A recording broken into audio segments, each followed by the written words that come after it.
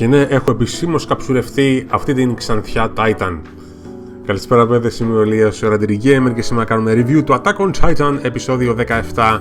Ένα εκπληκτικό επεισόδιο από όλες τις απόψεις, είναι ένα ίσως από τα καλύτερα επεισόδια που έχω δει ως τώρα. Εκπληκτικό, δεν ξέρω από πού να ξεκινήσω βασικά.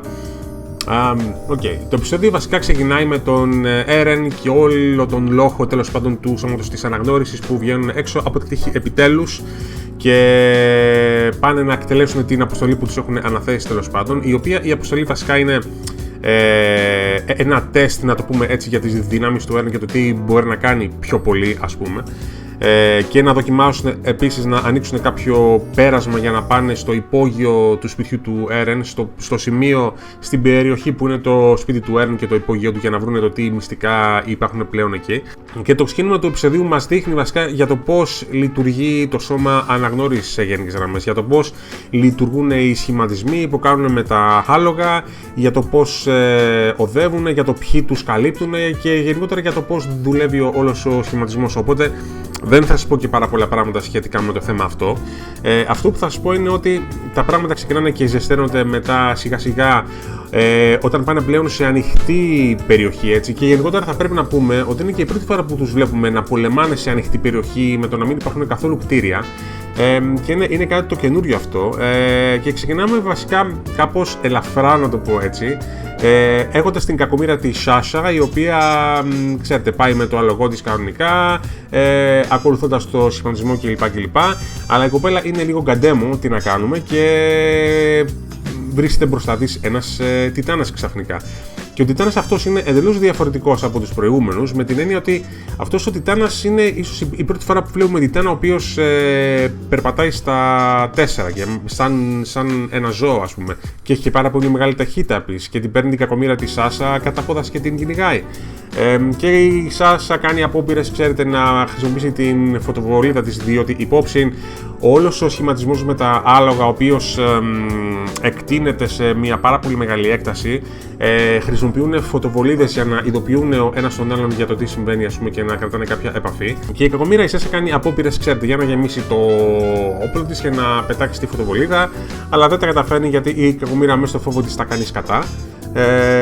Και ο τιτάνας παραλίγο να την φάει, αλλά ευτυχώς έρχονται δύο άλλοι από το σώμα αναγνώριση, δύο πιο έμπειροι στρατιώτες, και καταφέρουν και ρίχνουν 100 τον τιτάνα, έτσι. Είναι πολύ κολόφαρδη αυτή η κοπέλα, πάει και τελείωσε. Εν συνεχεία πάμε στον Άρμιν, ο οποίος και αυτός επίσης είναι μόνος του και είναι η πρώτη φορά που το κάνει αυτό, που είναι με το σώμα της αναγνώρισης και φοβάται για να μην του τύχει κανένας τιτάνας από το πουθενά. Και του τυχαίνει σε γενικές γραμμές και εμφανίζεται ένας τιτάνας εκεί, αλλά τον αναλαμβάνουν πάλι δύο πάρα πολύ έμπειροι στρατιώτες από το σώμα της αναγνώρισης, οι οποίοι είναι ο Σις και ο Νες, οι οποίοι ξεπαστρέφουν τον τιτάνα πάρα πολύ εύκολα και σώζουν και τον Άρμιν επίσης. Όμως τη στιγμή που το κάνουν αυτό και συνεχίζουν και προχωράνε προς το δρόμο τους, εμφανίζεται ένας τιτάνας, ο οποίος είναι γένους θηλυκού από ό,τι φαίνεται, με ξανθά μαλλιά, και είναι ένας τιτάνας ο οποίος ακόμα και στο παρουσιαστικό φαίνεται πολύ διαφορετικός από τους υπόλοιπους. Βασικά σε μένα μου θύμισε πάρα πολύ τον Armored Titan,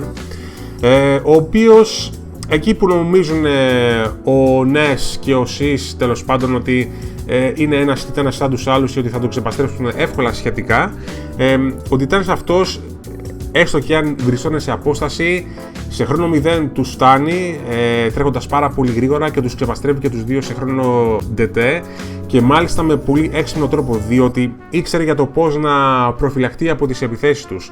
Και όχι μόνο τους σκοτώνει, αλλά από ό,τι φαίνεται ξεπαστρέφει και τα άλογα τους επίσης. Και μετά φτάνει στον Άρμιν, όπου τον σταματάει τέλος πάντων και τον ρίχνει κάτω από το άλογό του, πάει το άλογό του dead. Και εκεί που νομίζουμε ότι τον Άρμιν θα τον φάει, βλέπουμε ότι αυτή η ξανθιά Titan το μόνο που κάνει είναι να σηκώνει την κούλα του Άρμιν για να δει το ποιος είναι και τίποτα άλλο. Και αυτό το καταλαβαίνει ο Άρμιν με τη μία, και μετά η ξανθιά τιτάνας αυτή σηκώνεται και φεύγει. Είναι λες και έψαχνε για κάποιον και μετά τον άφησε τον Άρμιν ήσυχο. Και αφού η τιτάνας αυτή φεύγει, βρίσκουν τον Άρμιν, ο Ράινερ με τον Ζαν, και του δίνουν ένα άλογο και συνεχίζουν τον δρόμο τους, αλλά αποφασίζουν ότι πρέπει να σταματήσουν αυτόν τον τιτάνα τέλος πάντων, γιατί από ό,τι φαίνεται, πρώτον, έχει πολύ μεγάλη νοημοσύνη και δεύτερον, φαίνεται να έχει κάποιον άλλο σκοπό. Και από ό,τι φαίνεται, ο σκοπός αυτού του Τιτάνα είναι να κυνηγήσει τον Έρεν, να βρει τον Έρεν από ό,τι φαίνεται. Έτσι λοιπόν αποφασίζουν, κυρίως με παρότριση του Ζαν, και εδώ βλέπουμε άλλο ένα character development από τον Ζαν, και είναι κάτι το οποίο το παρατηρούν και ο Ράινερ και ο Άρμιν, ότι είναι η πρώτη φορά που ο Ζαν σκέφτεται κάποιον άλλον εκτός από τον εαυτό του. Και ο Ζαν αποκτά μια αποφασιστικότητα και τους λέει: παιδιά, κοιτάξτε, θα πρέπει να σταματήσουμε αυτόν τον Τιτάνα, εάν αυτός ο Τιτάνας όντως κυνηγάει τον Έρεν. Και αυτό γίνεται κυρίως με την παρότριση του Ζαν. Οπότε έχουμε άλλο ένα character development από τον Ζαν για άλλο ένα επεισόδιο αυτή τη φορά. Με την έννοια ότι πλέον αποκτάει, συγχωρέστε μου την έκφραση, αρχίδια και αποφασίζει να κάνει αυτό το οποίο είναι σωστό. Και έτσι λοιπόν και ο Ζαν και ο Ράινερ και ο Άρμιν ετοιμάζονται να καθυστερήσουν την Ξανθιά την Titan, αν και ξέρουν ότι δεν θα μπορούσαν να κάνουν πολλά πράγματα. Και την επίθεση την ξεκινάει ο Ζαν υπό μια πολύ γαμά της μουσικής υπόγουσης, θα πρέπει να σας πω. Αλλά η Ξανθιά Titan είναι πάρα πολύ έξυπνη και αποφεύγει με πολύ επιδέξιο τρόπο το χτύπημα του Ζαν, την επερχόμενη επίθεση του Ζαν. Και αν και ο Ζαν καταφέρει να αποφύγει την πρώτη στην επίθεση, καταφέρει μετά και μπλοκάρει την επίθεση του Ράινερ. Δηλαδή, καθώς ο Ράινερ ορμάει να της κόψει το λαιμό, εκείνη πάρα πολύ απλά τον πιάνει έτσι και στο χέρι της, ας πούμε. Έστω και αν ο Άρμιν έκανε πολύ καλή δουλειά στο να της αποσπάσει την προσοχή με το να βάζει τις φωνές κλπ. Αλλά όμως πιάνει τον κακομοίρη τον Ράινερ και από ό,τι φαίνεται τον συνθλίβει στο χέρι της, ελέως. Το οποίο σημαίνει ότι και ο Ζαν και ο Άρμιν κλάνουνε μέντες αυτόματα. Αλλά φαίνεται τελικά ότι δεν συμβαίνει κάτι τέτοιο, διότι βλέπουμε τον Ράινερ ξαφνικά να τεμαχίζει, κόβει το χέρι της, να φεύγει από τη γροθιά της με δύο λόγια, έτσι, και να πιάνει τον Άρμιν, ο οποίος είναι πεσμένος στο έδαφος, και να φεύγουν μακριά της. Και η Ξανθιά Titan μετά από αυτό παίρνει άλλον δρόμο, ο οποίος από ό,τι φαίνεται πάει προς το μέρος του Έρεν. Και η υπόψη είναι ότι με την Ξανθιά Titan αυτή την ακολούθησαν ένα σωρό άλλοι Τιτάνες, οι οποίοι ξεπαστρέφουν ένα πολύ μεγάλο μέρος της ομάδας αναγνώρισης, τουλάχιστον ένα κομμάτι της. Το δεξιό, το κομμάτι του σχηματισμού με τα άλογα, και σε γενικές γραμμές από ό,τι φαίνεται ξεπαστρέφεται παντελώς. Επειδή την ακολουθούν Τιτάνες οι οποίοι είναι πάρα πολύ γρήγοροι στην κίνηση, έτσι. Το οποίο δεν το περιμένανε από ό,τι φαίνεται. Και ναι, και το επεισόδιο σε γενικές γραμμές, παιδιά, τελειώνει εκεί. Ήταν ένα γαμάτο επεισόδιο από την αρχή ως το τέλος, ειδικά με τη μουσική. Παιδιά, δεν ξέρω πώς το καταφέρουν οι δημιουργοί του άνιμε, αλλά καταφέρουν και ταιριάζουν την κατάλληλη μουσική στην κάθε περίσταση που βλέπουμε στην οθόνη, και είναι απίστευτο αυτό. Σε κάθε εικόνα, σε κάθε σκηνή δράσης, όταν εμφανίστηκε η Ξανθιά Titan, όταν ήταν όλοι απάνω στο άλογα και οδεύανε έξω από τα τείχη, κάνουν, παιδιά, μια τρομερή δουλειά. Και γενικότερα στον οπτικοακουστικό τομέα το Attack on Titan είναι πλέον άφταστο. Γενικότερα είναι ένα πράγμα το οποίο σου ξυπνάει τις αισθήσεις, είναι απίστευτο. Και είχε πάρα πολύ δράση αυτό το επεισόδιο. Ο star του επεισοδίου ήταν η Ξανθιά Titan, μια τρομερή αντίπαλος, ίσως ένας από τους πιο επικίνδυνους Titans που έχουν αντιμετωπίσει ποτέ. Έχει τρομερή νοημοσύνη, καταφέρνει και μπλοκάρει τις επιθέσεις όλων. Ξεπαστρεύει δύο χαρακτήρες για τους οποίους ήθελα να μάθω δύο πράγματα περισσότερα.